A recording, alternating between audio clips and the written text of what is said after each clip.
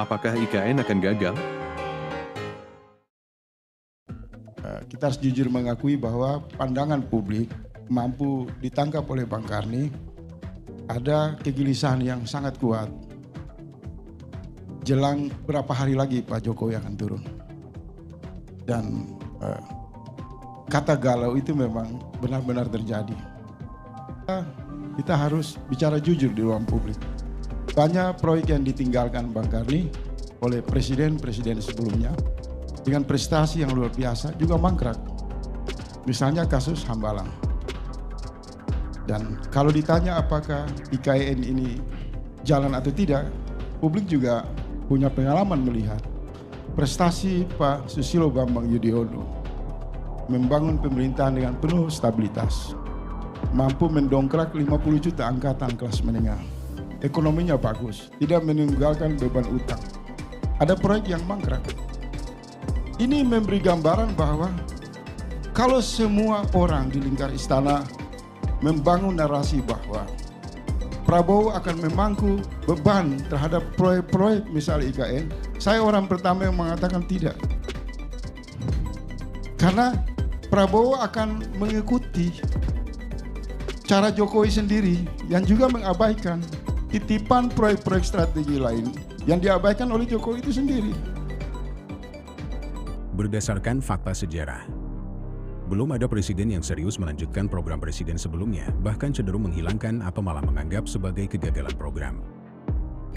Apalagi banyak perbincangan potensi pelanggaran konstitusi, pelanggaran undang-undang, pemborosan biaya, inefisiensi, dan ambisi yang dibangun di tengah keluh kesah rakyat yang penuh dengan penderitaan dan kemiskinan. Sehingga proyek IKN ini seolah-olah menjadi satu markas konsolidasi politik untuk dalam rangka pencitraan Jokowi saja.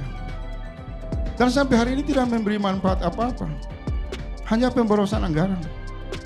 Bahkan Jokowi menimbulkan satu petaka dalam konstitusi. Satu proyek nasional dengan ketidakpastian hukum ketatanegaraan. Sejak 15 Februari IKN diundangkan, kita punya 2 ibu kota. Ini masalah.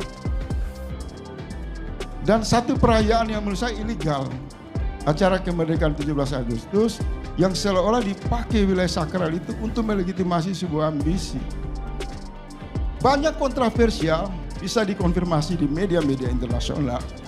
Pemindahan ibu kota negara ini juga diikuti oleh perbincangan yang serius bersamaan dengan terbongkarnya skandal Pandora Papers, skandal pencucian uang, sehingga ada dugaan jangan-jangan proyek ini hanya sebuah proyek dengan kiasan saja untuk aliran dana dari pencucian uang yang dimana sejumlah nama pejabat Indonesia disebutkan di dalam skandal itu.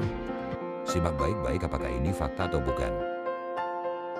Saya mau juga beri masukan buat kawan-kawan di lingkaran Jokowi untuk berhenti euforia menitipkan beban kepada Prabowo yang dipilih oleh rakyat.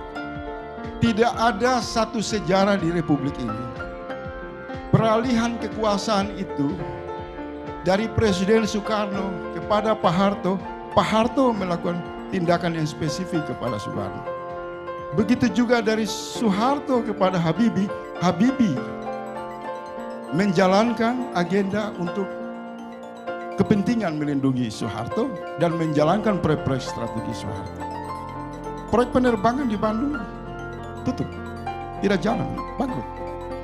Begitu juga Habibie yang dikenal dekat dengan Gus Dur, Gus Dur juga tidak peduli dengan apa yang dilakukan oleh Habibie. Dan seterusnya dan seterusnya.